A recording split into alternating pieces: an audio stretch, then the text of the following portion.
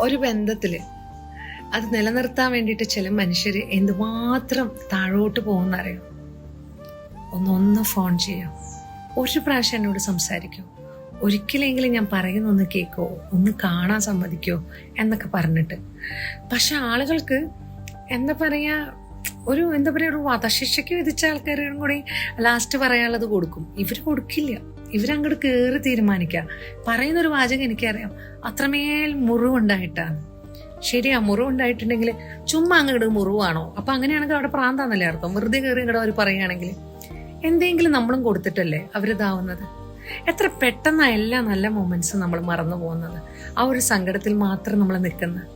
ശരിക്കും നമുക്ക് അവരെ ഒഴിവാക്കണം എന്ന് ആഗ്രഹം ഉണ്ടായിട്ടാണോ നമ്മളിപ്പോ നിൽക്കുന്നതെന്ന് ഒന്ന് സ്വയം ചോദിക്കുന്ന. അങ്ങനെയാണെങ്കിൽ ആ റീസൺ പറയാം, എനിക്ക് നിന്നേക്കാൾ നല്ലത് കിട്ടി, അതുകൊണ്ടാണ്. എന്തിനാ ഇങ്ങനെ ഈ നുണ പറഞ്ഞ് ഈ നാടകങ്ങൾ കാണിച്ചു കൂട്ടുന്നത്?